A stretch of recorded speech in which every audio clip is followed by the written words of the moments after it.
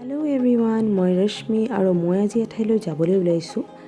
ওলাই গৈ আছোঁ, লাহে লাহে গৈ আছোঁ বাৰু, জনাই আছোঁ আপোনালোকক। বৰ্তমান মই আছোঁ বেংগলোৰ এয়াৰপৰ্টত আৰু এতিয়া প্ৰায় ৰাতি 1:30 মানেই বাজিছে। আমাৰ একচুৱেলি কানেক্টিং ফ্লাইট আছিলে আৰু বেংগলোৰত আমাৰ লে অভাৰ আছিলে। নেক্সট ফ্লাইটখন আমাৰ ৰাতিপুৱা 4:30 মান বজাত আছিলে, গতিকে আমি ইয়াতে ৱেইট কৰি আছিলোঁ নেক্সট ফ্লাইটখনলৈ। আৰু এইফালে টোপনিত লালকাল। মোৰ কিন্তু বিৰাট ভোক লাগিছিলে, সেইকাৰণে মই চিকেন পকেট এটা অৰ্ডাৰ কৰি খালোঁ। এতিয়া আপোনালোকে ভাবিব পাৰে যে ইমান ৰাতি ৰাতি কিয় ফ্লাইট লৈছে। যিহেতু আমি দুইজনেই চাকৰিয়াল, আমাৰ মানে এটা দিনৰ ছুটি বহুত মেটাৰ কৰে। ৰাতি ট্ৰেভেল কৰিলে আমাৰ সেই ছুটিটো মিলি যায়। আৰু এয়া দেখিছেনে, আমি ফাইনেলি আমাৰ ফাইনেল ডেষ্টিনেশ্যন আহি পাইছোঁ। ক'ত আহি পাইছোঁ দেখিছেনে? গোৱা। য়েছ, উই আৰ ইন গোৱা। এয়াৰপৰ্টটো আমাৰ আছিলে চাউথ গোৱাত আৰু আমাৰ হোটেল আছিল নৰ্থ গোৱাত।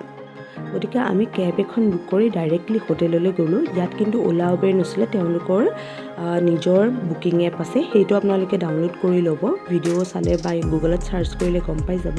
আৰু এইখন হোটেল আছিলে কালাংগুট বিচৰ পৰা নিচে কাষতে, আৰু হোটেলখনৰ নাম আছিলে আলকাজাৰ। এই হোটেলখনো কিন্তু মই ফোনতহে বুক কৰিছিলোঁ, কোনো এপৰ থ্ৰুৱেদি নহয়। বেলেগ এজন ইউটিউবাৰে এটা ভিডিঅ' বনাইছিলে, তাতে তেওঁলোকৰ লিংকটো আছিলে। মই তেওঁলোকক মেছেজ কৰিছিলোঁ, তেওঁলোকে হোৱাটছএপতে ৰুমবিলাকৰ ফটোজবিলাক পঠাইছিলে আৰু 1000 ৰুপিজ এটা এডভান্স ৰাখিছিলে। কোনো ফ্ৰড কৰা নাই, যেনেকৈ ৰুম দেখাইছে সেনেকুৱাই ৰুম দিছে।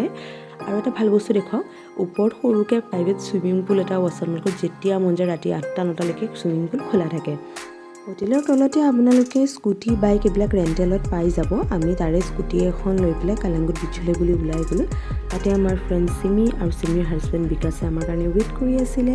আমি তাতে ডিনাৰ কৰিলোঁ, ভাইব ল'লোঁ, ইমান ভাল লাগিলে নহয়। যদি গোৱাত আৰু আমি কি কৰিলোঁ সকলোখিনি চাবলৈ মন আছে, তেনেহ'লে মোৰ নেক্সট ভিডিঅ'টো নিশ্চয় চাব দেই। আজিলৈ আহিছোঁ, বাই বাই।